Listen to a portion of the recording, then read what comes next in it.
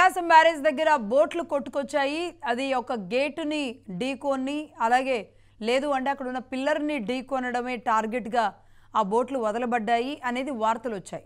But అందులో బోట్లు గుద్దుకుంటే ఇది సాధ్యమవుతుందా లేదా అన్న దాని మీద కొంతమంది నిపుణులు కూడా మహాన్యూస్ వేదికగా చాలామంది చెప్పారు. అది ఖచ్చితంగా సాధ్యమవుతుంది, ఎందుకంటే టార్గెట్ పిల్లర్ అయినప్పుడు సాధ్యమవుతుంది. కానీ ఇక్కడ ఈ ఏదైతే కౌంటర్ వెయిట్లు ఏవైతే ఉంటాయి అవి అడ్డు ఉండడం వల్ల వాటిని గుద్దుకోవడం వల్ల ఈ బోట్లు కనీసం చాలా అతి పెద్ద ప్రమాదం తప్పింది. ఒక్క గేటుకు గుద్దుకొని ఒక గేటు పగిలిపోయినా పెద్ద నష్టం ఉండేది కాదు. కానీ ఎందుకంటే ఇప్పటికే ఇసుక తవ్వకాలు ఏదైతే జరిగాయో ఆ తవ్వకం జరపడం వల్ల ఏదైతే పిల్లర్కి గనక ఒక్క పిల్లర్ కూలిపోయినా మొత్తం బ్యారేజ్ పెను ప్రమాదంలో పడేది అన్న వాస్తవాలు ఈరోజు బయటకు వస్తున్నాయి. ఈ నేపథ్యంలో ఇప్పుడు బోట్ల పరిస్థితి ఎలా ఉంది, ఎందుకు అధికారులు బోట్లు బయటికి తీయలేని వ్యవస్థ వచ్చింది అంటే గనక ఒక్కొక్క బోటు వెయిట్ దాదాపుగా 50 క్వింటాళ్ళ బరువు ఉంది. అలాగే దాని అన్నిట్లో 3 బోట్లు ఏవైతే ఉన్నాయో మూడిట్లో ఇసుకుంది. అలాగే ఈ 3 బోట్లకి కూడా ఐరన్తో లింకేసి పెట్టారు. అలాగే పోనీ అలా వేసినప్పుడు ఇంకెంత బలమైన లంగరేసి ఐరన్తో వాటిని పక్కన కట్టాలి. అలా జరగకుండా ఒక ప్లాస్టిక్ అతి స్వల్పంగా ఉండే ఒక వైర్ మాత్రం పెట్టారు ఈ మూడిటికి కలిపి. దీంతో వేగంగా వెళ్ళి దాన్ని గుద్దడం, అలాగే వెయిట్ కౌంటర్ ఏదైతే ఉందో కౌంటర్ వెయిట్గా ఉండే ఒక అడ్డంగా ఉండే ఒక రాడ్ ఏదైతే ఉంటుందో ఆ రాడ్ను ధ్వంసం చేయడం జరిగింది. ఇప్పుడు అధికారులు అనేక రకాల తంటాలు పడుతున్నారు. నదిలో దిగి వాటిని కట్ చేయడం కూడా సాధ్యమయ్యే పనిగా లేదు. వాటిని బ్రేక్ చేయాలి, బ్రేక్ చేసి తీసుకురావాల్సిన పరిస్థితి మరి కనబడుతుంది. ఒకటి ఆల్రెడీ మునిగిపోయినట్టుంది, తీయడానికి చాలా ఇబ్బంది ఉంది. ఎలా పడితే అలా తీసేయాలని పరిస్థితి లేదు. అలాంటప్పుడు గేటుకే నష్టం అవుతుంది. ఇప్పుడు తీయడానికి కూడా కోట్ల రూపాయలు ఖర్చు అవుతుందా అన్న ఒక భయాందోళనలో ఉన్నారు. ఇలాంటి పరిస్థితుల్లో మరి ఏం జరిగింది, ఇలా దీని వెనుక ఉన్న విషయాలు ఏంటి, మరి దీని మీద ఎలాంటి ఎంక్వైరీ జరపాలి, దాని గురించి మాట్లాడదాం. టీడీపీ సీనియర్ నాయకులు కొమారెడ్డి పట్టాభి గారు అలాగే జీవీఆర్ శాస్త్రి గారు కంటిన్యూ అవుతున్నారు. పట్టాభి గారు ఇప్పుడే జాయిన్ అయ్యారు. నమస్తే అండి పట్టాభి గారు. గుడ్ మార్నింగ్ లక్ష్మి గారు. గుడ్ మార్నింగ్ అండి. నేను అంటే సరే బోర్డ్స్ గురించి నేను ఇప్పటివరకు చెప్పాను బ్రీఫ్, కానీ ఇప్పటి వరకు మేము జత్వానీ విషయం ఒకటి మాట్లాడాం. మీరేమన్నా దాని మీద ఒక చిన్న బ్రీఫ్ ఇస్తే మళ్ళీ బోర్డ్స్ విషయంలోకి వెళదాం. జత్వానీ విషయంలో జీవీఆర్ శాస్త్రి గారు కానీ మన రెడ్డన్న గారు పోలీస్ అధికారి కానీ లేదంటే అడ్వకేట్ రజనీ గారు కానీ వీళ్ళంతా ఒక మాట అంటున్నారు, ఇందులో ఉన్న కీలకమైన వ్యక్తులను బయటికి తీసుకురావాలి అని. కేవలం సస్పెన్షన్తో ఆగకూడదు అనేది వీళ్ళంతా ఒక డిమాండ్ చేస్తున్నారు. అది సాధ్యమయ్యే పనేనా? ముఖ్యంగా దీనికి హోంమంత్రిని బాధ్యులను చేయాలి అంటున్నారు. లక్ష్మి గారు, మీకు ప్యానెల్లో ఉన్నటువంటి మిత్రులకి మా న్యూస్ ప్రేక్షకులందరికీ కూడా శుభోదయం. Good morning. ఏదైతే నా ముందు మాట్లాడినటువంటి మిత్రులందరూ శాస్త్రి గారు కానీ లేదంటే ఇతరులు ఎవరైతే రెడ్డన్న గారు కానీ వీరందరూ ఎవరైతే ఉన్నారో వారు వ్యక్తపరిచినటువంటి అభిప్రాయంతో నేను పూర్తిగా ఏకీభవిస్తూ ఉన్నాను. ఇది కేవలం ఒక ముగ్గురు ఐపీఎస్ అధికారులు లేదంటే ఏసీపీ స్థాయి అధికారులు కొంతమంది సస్పెన్షన్ తో ఇది ఆగకూడదు, ఆగదు కూడా. వాళ్ళు సీతారామాంజనేయులు, విశాల్ గున్ని, కాంతిరాణ్, నానా టాటా, హనుమంతరావు ఇట్లా కొంతమంది పేర్లు ఏవైతే వినపడుతున్నాయో అందరూ కూడా ఖచ్చితంగా కటకటాలు వెనక్కి వెళ్లాల్సిందే. కేవలం సస్పెండ్ చేసి వదిలేస్తే అది ఏ రకంగా న్యాయం జరిగినట్టండి? ఒక మహిళని బలవంతంగా ముంబై వెళ్లి ఈడ్చుకొచ్చి 15 రోజుల పాటు అక్రమంగా నిర్బంధించి ఆ మహిళ యొక్క తల్లిదండ్రులను నిర్బంధించి వారిని హెరాస్ చేయడం అనేది it is not a small crime. వీళ్ళు కాకి యూనిఫారాలు వేసుకుని రౌడీల కంటే ఒక రకంగా కిడ్నాపర్స్ గా మారిపోయారు. ఐపీఎస్లు చదివామన్న మినిమం ఇంగిత జ్ఞానం లేకుండా ఒక రకంగా కిడ్నాప్ గ్యాంగ్ గా మారిపోయి ఆ రోజున తాడేపల్లి ప్యాలెస్ లో ఉన్నటువంటి సజ్జల రామకృష్ణారెడ్డి గాని ముఖ్యమంత్రి కార్యాలయం యొక్క డైరెక్ట్ ఇంటర్వెన్షన్ తో వీళ్ళందరూ కూడా మితిమీరి ప్రవర్తించారు. కాబట్టి దీని ఇన్వెస్టిగేషన్ అనేది కేవలం ఈ ముగ్గురు అధికారుల సస్పెన్షన్ తో ఆగదు. వీరిని వెనకుండి నడిపించినటువంటి ముఖ్యమంత్రి కార్యాలయం, సాక్షాత్ ముఖ్యమంత్రి దగ్గర నుంచి ఆయన వ్యక్తిగత సలహాదారు, సకల శాఖ మంత్రిగా వ్యవహరించినటువంటి సజ్జల రామకృష్ణారెడ్డి గాని ఇంకా ఇతరులు ఎవరైతే ఉన్నారో వాళ్ళందరి మీద కూడా ఖచ్చితంగా చర్యలు ఉంటాయి. ఆ దిశగానే దర్యాప్తు జరుగుతుంది.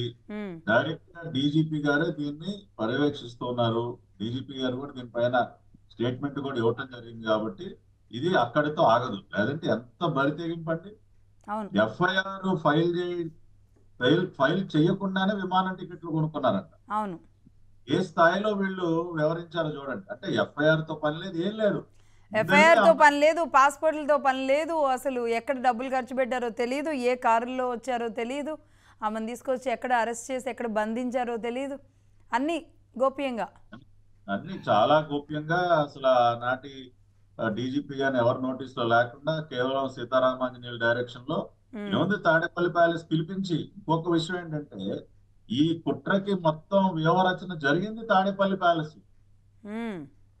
బిఎస్ఆర్ ఆంజనేయులు, సజ్జల రామకృష్ణారెడ్డి, వీళ్ళు కాంతిరాణ టాటాని, విశాల్ గున్నిని తాడేపల్లి ముఖ్యమంత్రి నివాసానికి పిలిపించి ముఖ్యమంత్రి నివాసంలోనే ఈ రకంగా చెయ్యాలి, ఈ రకంగా చేయండి అని చెప్పి పథక రచన చేసి మొత్తం వ్యూహం పన్నిందే ముఖ్యమంత్రి నివాసం. మామూలుగా పట్టాభి గారు చిన్న బ్రీఫ్తో క్లోజ్ చేద్దాం.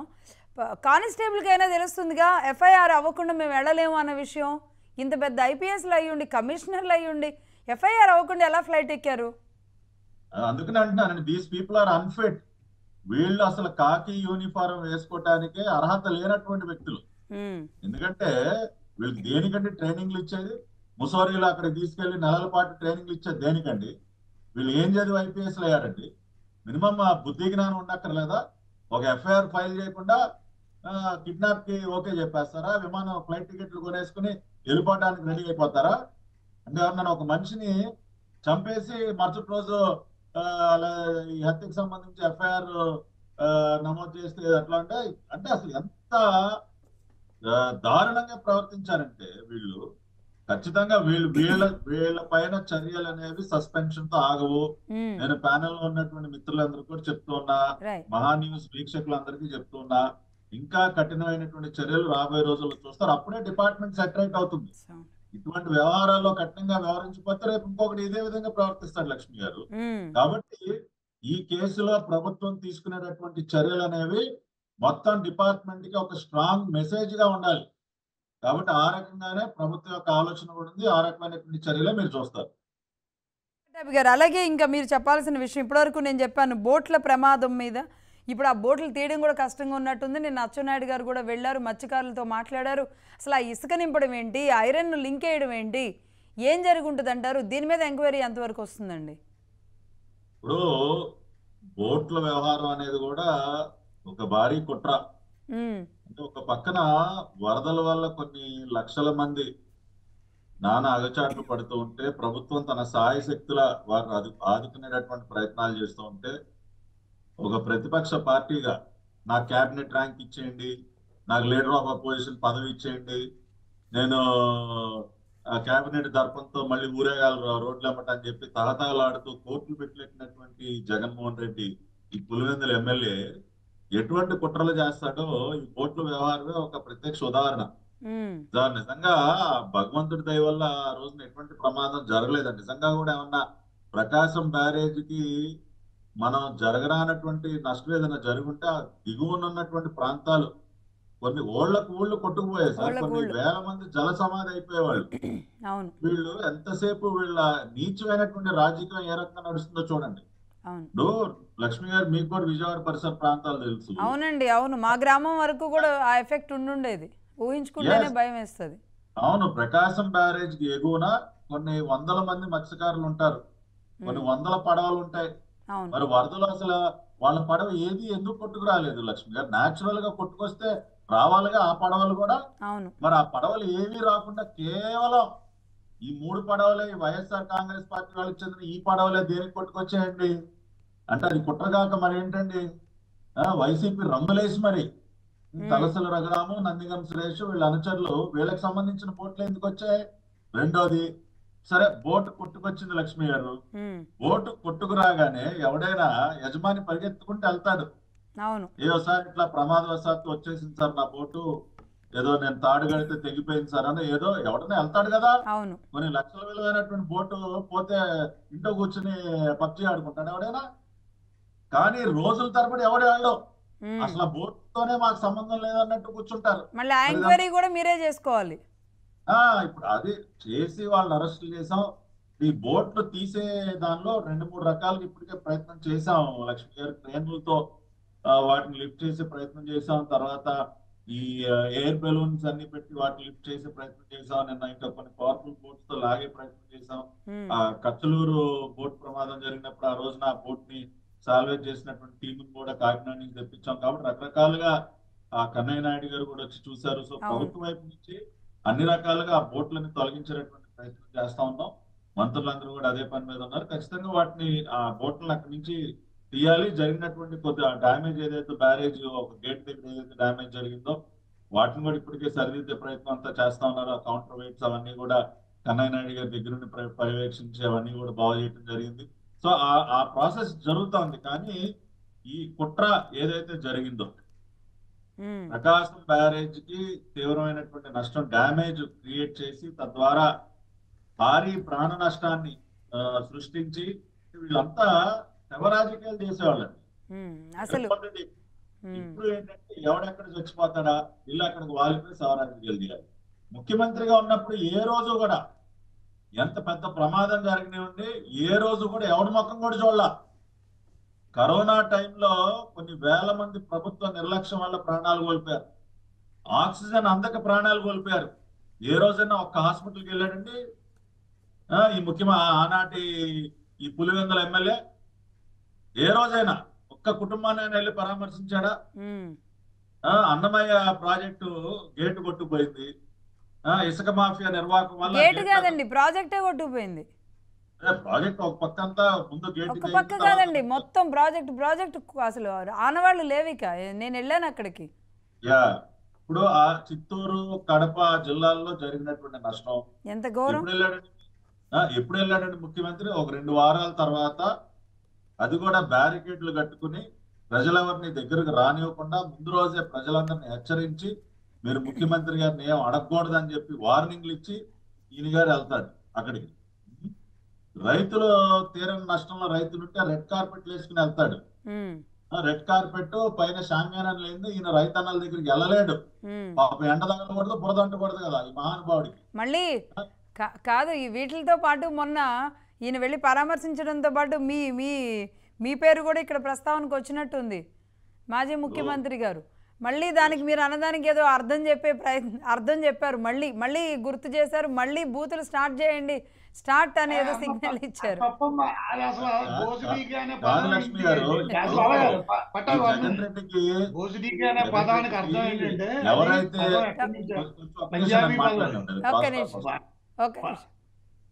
ఒక్క నిమిషం అండి.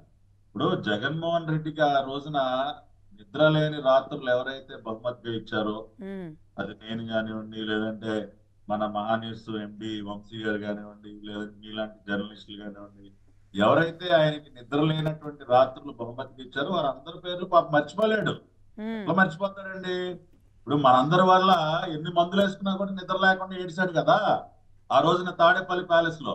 మనం ప్రతిరోజు ఆయన చేస్తున్నటువంటి అవినీతి అక్రమాలపైన ఉతికి ఆరేస్తూ ఉంటే పాప నిద్ర పట్టేది కాదు. మీరు ఇక డేటాతో సహా ఈక్వేషన్స్, క్యాలిక్యులేషన్స్ ఇంత పేపర్లు పట్టుకొని వచ్చేవాళ్ళు మీరు. అందుకనే మరి అన్ని నిద్రలేని రాత్రులు నేను గిఫ్ట్ గా ఇచ్చాను కాబట్టి నా పేరు మర్చిపోలేడు. తలుచుకుంటూ ఉంటాడు. తలుచుకోమని నాకు ఆనందమే. ఆ రకంగా ప్రజల పక్షాన పోరాడి ఒక నియంత్రణ గద్దె దింపడంలో నా పాత్ర నేను పోషించినందుకు ఈ రోజుకి ఈ నిమిషానికి నేను గర్వపడతా ఉన్నా. రెండోది, నేను ఎప్పుడూ కూడా ఒక సబ్జెక్ట్ బేసిస్ లో స్టడీ చేసి కొన్ని వేల కాగితాలు స్టడీ చేసి ప్రజల ముందుకు వచ్చి మాట్లాడేటటువంటి వ్యక్తిని. నేనేదో 4 బూతులు మాట్లాడేసి ఏదో ఊరికనే హడావిడి చేసే టైప్ నాది కాదు.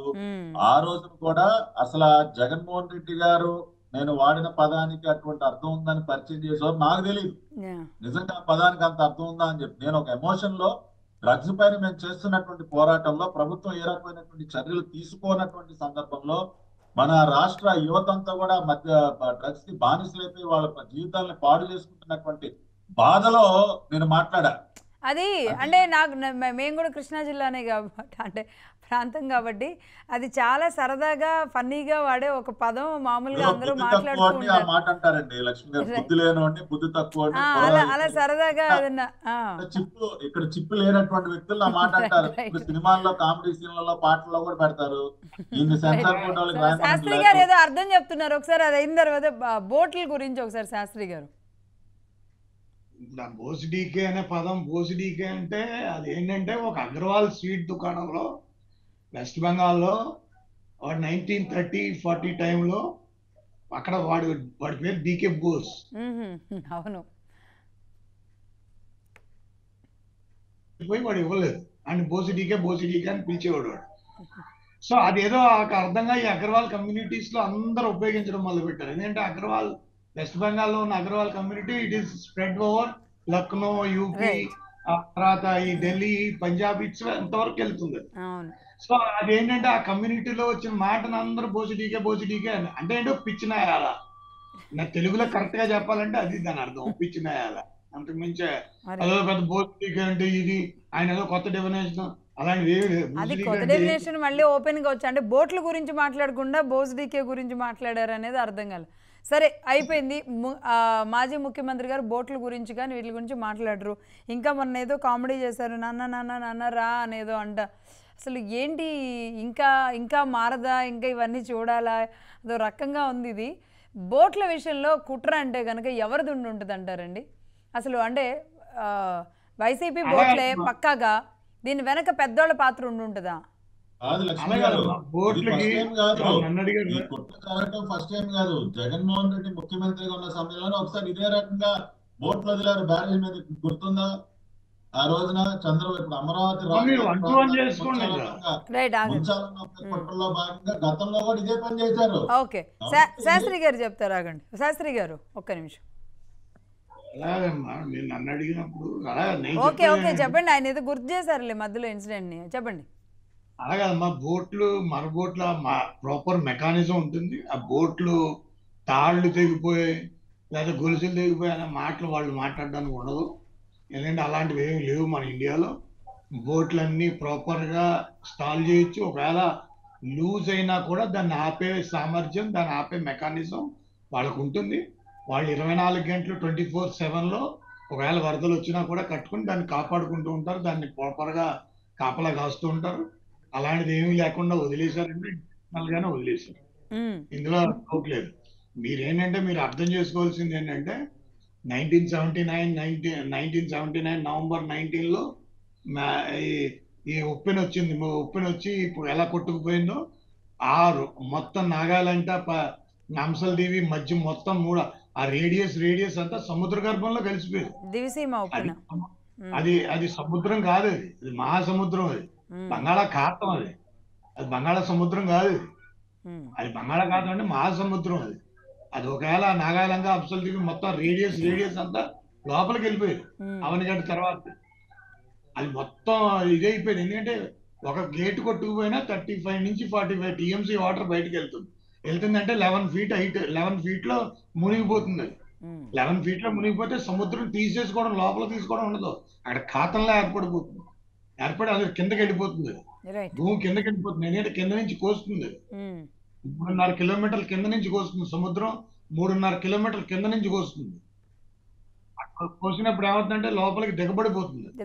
దిగబడిపోయి సముద్రంలో చెప్పని అమ్మా సముద్రంలో మనం అంటే ఇది మాట్లాడే టాపిక్. ఇప్పుడు మనం దీని గురించి రివర్ దగ్గర జరిగిన నష్టం, బోట్లు, ఇప్పుడు బోట్ల వల్ల వచ్చే నష్టం ఏంటని అది కనుక తిరుగుంటే మీరు అంత 11,90,000 క్యూసిక్ వాటర్ వస్తుందంటే అది maximum capacity of the barrage అయినప్పుడు. ఎందుకంటే ఇది బెల్లం సిమెంట్ తో కట్టిన బ్యారాజ్, చాలా ఓల్డ్ బ్యారాజ్. సో అందులో ఏంటంటే ఒక గేట్ కొట్టుకుపోవడానికి గేట్ ఆపగలదు. దాన్ని వెనక నుంచి ఎవడన్నా కొడితే మాత్రం అది సూదితో కొట్టిన వెళ్ళిపోతుంది. పెద్దగా పెట్టలేదు. ఒక సూది ఉంది చూసారా, కరెక్ట్ అంత దానికి ఆ ఫ్లో అది అన్నమాట. ఇదంతా ఫిజిక్స్ ఫార్ములాస్. ఇదే ప్రాపర్ గా అది పెద్ద కొట్టు వచ్చిందా, రాయి కొట్టిందా, సుట్టు కొట్టిందా, లేకపోతే ఇది కొట్టిందా. ఇదేం గేదె కాదు, తెడ్డు కాదు కొట్టుకొచ్చేయడానికి. ఇది మరబోటు. ఇది మరబోటుకి ఆపేయచ్చు, ప్రాపర్ గా ఆపచ్చు. అది అక్కడికి అసలు ఎలా తీసుకెళ్లారు, అందులో మట్టి ఎలా వచ్చింది, ఆ మట్టి పోసారు, మట్టి తీసుకొచ్చిందని మట్టి తీస్తే తోలేస్తారు కదా. ఒడ్డుకు మట్టి తీసుకొచ్చినా కూడా మట్టికి ఎప్పుడో తోలేయాలి కదా, అందులో ఎలా ఉంచేసారు దాన్ని. అంటే దేర్ ఇస్ సంథింగ్ చాలా ఫిషీ. అది ఫిషీ. అది ప్రాపర్ గా ఎంక్వైరీలో తేలుతుంది. అది ఎందుకంటే మీరు బోట్ లీడర్ అనే. కానీ పట్టాభి గారు చెప్పేది ఏంటంటే దీని ఎక్స్పర్ట్ పూనాలో ఉన్నారు. దాని కంపెనీ పేరు కిలోస్కర్. దీని ఎక్స్పర్ట్ పేరు నేను కోస్టల్ ఇండియా డెవలప్మెంట్ కౌన్సిల్ లో ఉన్నాను. బోట్లు మునిగిపోతే తీయడానికి బెస్ట్ టెక్నాలజీ ఉన్నది కిలోస్కర్. వాళ్ళని మీరు పిలిస్తే వాళ్ళు మహా అయితే 2-3 గంటల్లో తీసేసి ఇచ్చేస్తారు. ఓకే, అంటే వాళ్ళ ఇది దగ్గర వాళ్ళ దగ్గర ఆ ఎక్విప్మెంట్స్, ఆ హెవీ ఎక్విప్మెంట్స్ అన్ని వాళ్ళు పూనా బేస్డ్. అది Kirloskar company is one of the famous company in the world. So ఆ కిలోస్కర్ కంపెనీ చేస్తుంది. ఎగ్జాక్ట్లీ ఇప్పుడు అంతర్జాతీయంగా ఉన్న కంపెనీలని లేదంటే వాళ్ళని అప్రోచ్ అవుతున్నారు నిన్నటి నుంచి తెలుస్తుంది. ఎందుకంటే మాక్సిమం ఇక్కడ ఉన్న కన్నయ్య నాయుడు గారు వీళ్ళంతా వచ్చారు, చూసారు, ఇప్పటి వరకు ఉన్న వాళ్ళందరూ ట్రై చేశారు. కిలోస్కర్ కంపెనీ వాళ్ళు డెఫినెట్ గా చేస్తారు. ఎందుకంటే వెస్ట్ బెంగాల్ లో మునిగిపోయిన పడవలు కూడా వాళ్ళే తీశారు. జాగ్రత్త మునిగిపోయిన పడవలు వాళ్ళే తీశారు. చాలా చోట్ల వాళ్ళే తీశారు. ఎందుకంటే వాళ్ళు చాలా ఫాస్ట్ గా తీస్తారు. వాళ్ళ దగ్గర కానీ శాస్త్రి గారు అసలు ఇప్పుడు పట్టాభి గారు చెప్పినట్లుగా బోట్ యజమానులు ఆ రోజు రాలేదు, మనం మాట్లాడాం ఆ రోజు కూడా. బోట్ యజమానులు రాకపోగా సరే వాళ్ళకి సంబంధించిన వాళ్ళని అరెస్ట్ చేశారు. ఇప్పుడు దీని కుట్రని ఛేదించే క్రమంలో ఏం చేయాలి? దీని మీద కూడా ఇంకో ఇన్వెస్టిగేషన్తో సరిపోతుందా, లేదంటే ఇది నిజంగానే కుట్ర అయితే కనుక దేశద్రోహం వీళ్ళని పెట్టొచ్చా? ఎందుకంటే టీడీపీ ఆఫీస్ మీద దాడికి వెళ్ళినప్పుడు పట్టాభి గారి ఇంటి మీద కూడా దాడి చేశారులేండి ఆ సమయంలో. దాడికి వెళ్ళిన దాంట్లో ఇప్పుడు ఎవరిని మాట్లాడినా తలసిల్ రఘురామ్ గారు కానివ్వండి, లేదంటే ఆ నలుగురు ఎవరైతే ఉన్నారో జోగి రమేష్ గారు అన్నీ మర్చిపోయాం, తెలియదు, గుర్తులేదు, ఈ 3 పదాలు ఏవో చెప్తున్నట్టున్నారు. నాకు అనిపించేది ఏంటంటే వీళ్ళు ఇంటెలిజెన్స్ డిపార్ట్మెంట్ చాలా పటిష్టం చేసుకోవాలి. ఈ జరుగుతున్న చర్యలు అబ్జర్వ్ చేస్తే ఈ తెలుగుదేశం గవర్నమెంట్ ఇంకో ఏడాది కూడా కొనసాగుతుందని నాకు డౌట్. ఎందుకంటే మొత్తం వీళ్ళు ఇంటెలిజెన్స్ ఎందుకంటే అవతల వాళ్ళు కావాలని చేస్తున్నట్టు కనబడుతుంది. అబ్సల్యూట్లీ ఇదేదో సంథింగ్ చేయాలి. ఎందుకంటే వీళ్ళకి ఆ మాత్రం అవగతం లేకపోవడం. ఎందుకంటే బ్యారేజ్ మీద 11,90,000 ఫుల్ కెపాసిటీలో 11,40,000 క్యూసిక్ వాటర్ వెళ్తున్నప్పుడు ఒక బోట్ వచ్చి కొట్టిందంటే అది ఆటోమేటికల్. ఒకటి కొడితే ఒక గేట్ పోతే మొత్తం గేట్లన్నీ వెళ్ళిపోతాయి. ఫిజిక్స్ ఫార్ములా అది, మొత్తం వెళ్ళిపోతాయి. ఆ ప్రెషర్ ఇంకా ఆగదు. ఒక చాట వెళ్ళిపోయిందంటే ఇంక అన్ని చోట్ల వెళ్ళిపోతుంది. అంటే పిల్లర్ తగిలితే అవుతుందేమో కానీ గేటు తగిలితే కూడా అవుతుందా? అయిపోతుంది. గేట్ పోతే పోయినట్టే. గేట్ పోతే ఏంటమ్మా, మీకు మొన్న తుంగభద్రలో గేట్ కొట్టుకుపోతే 30 టీఎంసీ వాటర్ బయటకు వెళ్ళిపోయింది. 30 టీఎంసీ వాటర్ అంటే ఓ సీజన్ వాటర్ అది. అది మొత్తం అక్కడికి వచ్చే పంటలకు ఇచ్చే వాటర్ అవన్నీ అనవసరం. అక్కడ ఇవేంటంటే ఈ కోస్తా జిల్లాలకి డిజాస్టర్ మేనేజ్మెంట్ లేని జిల్లాలు. డిజాస్టర్ మేనేజ్మెంట్ అంటే అర్థం తెలియని జిల్లాలు. ఎప్పుడు ఏ వచ్చినా కూడా వాళ్ళు భరిస్తూ ఉంటారు దానికి. అవును, నేను కోస్తా జిల్లా ఉన్నాను, నేను వెస్ట్ గోదావరి అండి. నాకు తెలిసి నేను చిన్నప్పటి నుంచి ఎన్ని సైకిల్ చూసాను. సో నాకు చెప్పేది ఏంటంటే ఈవెన్ మీకు మొగల్తూరు ఇది కనుక నిజంగా ఈ గేట్లు కొట్టుకుపోయినా, ఒక గేటు పోయినా కూడా అసలు వెస్ట్ గోదావరి కూడా మునిగిపోతుంది. అదంటే అదంతా బెల్ట్ అంతా వెళ్తుంది. అవును, లెఫ్ట్ కెనాల్ నుంచి వెళ్తూ ఉంటుంది. నాగాలాండ్, అంశల్దేవి, అవనగడ్డ అనేవి అసలు మ్యాప్ లో ఉండేవి కాదు. ఆంధ్రప్రదేశ్ మ్యాప్ లో ఉండేవి కాదు. Exactly right. పట్టాభి గారు ఒక్క నిమిషం. శాస్త్రి గారు ఇప్పుడు చాలా పెద్ద ఎలిగేషన్ చేశారు, దీని మీద చాలా పెద్ద కుట్ర జరుగుతుంది, ఏమైనా చేయొచ్చు అని, ఇంటెలిజెన్స్ని బలపరచాలి అని. ఖచ్చితంగా ఇప్పుడు జరుగుతున్న ఒకదాని తర్వాత ఒకటి జరుగుతున్న పరిణామాలు దానికే సంకేతాలు. ఇప్పుడు పాత కేసులే చూస్తారా, అభివృద్ధి చూస్తారా, లేదంటే ఇప్పుడు కొత్తవి జరగకుండా చూస్తారా? ఎక్కడ కంట్రోల్ చేయాలి, ఏం చేయాలి? అసలు మీ పకడ్బందీ టీం మీరు పనిచేస్తున్నారా? అంటే నేను అంటున్నాను అని కాదు, కానీ నిజానికి ఇప్పటికీ మీరు కార్పొరేషన్ల ప్రకటనలోనే ఇంత జాప్యం జరుగుతూ ఉంది పార్టీ విషయంలో, ఇంకా టీం అంతా అంత పకడ్బందీగా పనిచేయగలదా? లక్ష్మి గారు, ఒకటి శాస్త్రి గారు చెప్పింది 100% కరెక్ట్.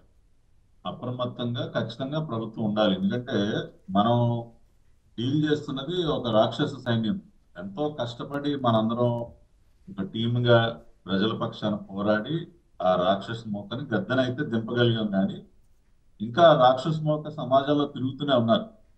సో వాళ్ళని పూర్తిగా ఇటువంటి దుశ్చర్యలకు పాల్పడకుండా కట్టడి చేయకపోతే ఎప్పుడు ఏదో ఒక ప్రమాదం మన ముందుకు వస్తూనే ఉంటుంది. ఈ మధ్యన కేంద్ర నిఘా వర్గాలు, రాష్ట్ర నిఘా వర్గాలు రెండు కూడా ఇంకొక హెచ్చరిక కూడా చేయడం జరిగింది ప్రభుత్వాన్ని. ప్రభుత్వం కూడా తక్షణమే అప్రమత్తం కూడా అయింది. రేపు జరగబడేటువంటి తిరుమల వెంకటేశ్వర స్వామి సన్నిధిలో తిరుమల కొండపైన జరగబడేటువంటి బ్రహ్మోత్సవాల్లో కూడా ఏదో ఒక రకమైనటువంటి ఇష్యూ క్రియేట్ చేయాలని కూడా చూస్తున్నారని ఇంటెలిజెన్స్ వర్గాలు ఒక అలర్ట్ ఇచ్చాయి. దానిపైన కూడా ప్రభుత్వం ఇమ్మీడియట్ గా అలర్ట్ అయ్యి అన్ని రకాలుగా పకడ్బందీ చర్యలు తీసుకుంటా ఉంది. కాబట్టి వీళ్ళు తప్పకుండా చేస్తారండి. వీళ్ళకి ఇప్పుడు జగన్మోహన్ రెడ్డికి కావాల్సింది రాష్ట్రంలో ఏదో ఒక రకంగా అశాంతి. ఇమ్మీడియట్ గా రాష్ట్రపతి పాలన పెట్టారు. ఎవడైనా బుద్ధున్నాడు, ఎవడైనా ఒక ప్రభుత్వం అధికారంలోకి వచ్చిన మొదటి నెలలోనే రాష్ట్రపతి పాలన పెట్టమని ఎవడైనా, నాకు తెలిసి ఈ ప్రపంచ చరిత్రలో, భారతదేశ చరిత్రలో ఏ రాజకీయ నాయకుడైనా అటువంటి డిమాండ్ చేశాడా? మొదటి నెలలోనే రాష్ట్రపతి పాలన పెట్టాలి. ఆయన చేయలేదు కాబట్టి ఆయన చేశాడండి. ఆయన చేయలేదు కాబట్టి మీరు అడుగుతున్నారు కదా, చేయలేదు కాబట్టి చేశాడు. కాదు శాస్త్రి, ఇప్పుడు ఢిల్లీలో మీరు ఉన్నారు, ఢిల్లీ వచ్చి ధర్నా చేశాడు, 36 మందో 35 మంది చనిపోయారని చెప్పి నెత్తినోరు బాధపడతారు. వాళ్ళు ఢిల్లీ మీడియా ఒకటే అడిగారు, సార్ ఆ లిస్ట్ ఏది ఇచ్చేయండి సార్, మేము మా ఛానల్స్ లో వేసేస్తాం, బ్రేకింగ్ న్యూస్ కొట్టేస్తాం, ఆ చనిపోయిన వాళ్ళ పేర్లు ఇవ్వండి సార్ అని అడిగారు. నీళ్ళు నవ్వులేసి పారిపోయాడు అక్కడి నుంచి. ఈ రోజుకి అలా అంటే ఎంత పచ్చి నిస్సిగ్గుగా నోరు తెరిచి ఎన్ని పచ్చి అబద్ధాలు మాట్లాడుతుంటామండి. నిన్న సిగ్గు లేకుండా కాకినాడ వెళ్ళి ఈయన గారు ఇప్పటికే ఈయన కామెడీ చూడలేక వస్తా ఉన్నాం. దానికి తోడు మళ్ళీ ఏదో ఒక కామెడీ చేయటం, ఏదో నీకు 15,000 నీకు 15,000. అవునా కాదయ్యా, నీ భార్య చెప్పలేదా? ఏమయ్యా జగన్ రెడ్డి, నీ భార్య ఇంటింటికి వెళ్ళి ఏం చెప్పిందా 2019 ఎన్నికల సందర్భంగా? అమ్మా ఇంట్లో ఎంతమంది పిల్లలమ్మా? 3 45,000 అమ్మా, 15,000 చెప్పిన అమ్మఒడి 45,000 వేసేస్తావమ్మా. తెలీదా నీకు? నీ కొంపలో రోజు నీ పక్కనే ఉంటుంది కదా మీ శ్రీమతి గారు, గౌరవనీయులైన భారతీ రెడ్డి గారు ఏం చెప్పారా? ఇంటింటికి వెళ్ళి నువ్వు కామెడీ చేస్తా ఉన్నావు, వెళ్ళి నీ భార్య ముందు కామెడీ చేయి. ఏమ్మా ఇంటింటికి వెళ్ళి ఏం చెప్పావా? నువ్వు కామెడీ చేయవా ఇంట్లో? నీ భార్య ముందు చేయి కామెడీ. నువ్వు మోసాలు చేసింది నువ్వు. ఎంతమంది పిల్లలు ఉంటే అంతమందికి ఇస్తామని చెప్పి అప్పే లేదు, నేను తల్లికే ఇస్తా, మళ్ళీ ఇచ్చే దానిలో 2,000 కోత పెడతా. ఒకళ్ళకే ఇచ్చారుగా ఇన్నాళ్ళు. నీలాగా మేము ఇచ్చిన మాట తప్పం. మేము తల్లికి వందనం, ఎంతమంది బిడ్డలుంటే అంతమందికి ఖచ్చితంగా ఇస్తాం. ఇచ్చిన రోజున తాడేపల్లి కొంపలో ఎక్కడి నుంచి ఎక్కడికి దూకుతావు నీ ఇష్టం. నువ్వు కలుపుమండి ఏం చేస్తావు అది నీ ఇష్టం. రైట్ రైట్ సరే పట్టాభి గారు, ఇది ఇలా ఉంటే ఒకే ఒక్క మాట.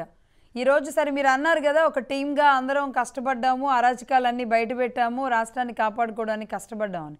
అంతకంటే ఎక్కువగా ఇప్పుడు కష్టపడాల్సిన అవసరం ఉంది. ఎందుకంటే మీరు పనుల్లో లేదంటే అభివృద్ధి గవర్నమెంట్ నడిపించడంలో నిమగ్నం అయిపోతే ఇలాంటివి జరగకుండా ఆపేది ఎవరు?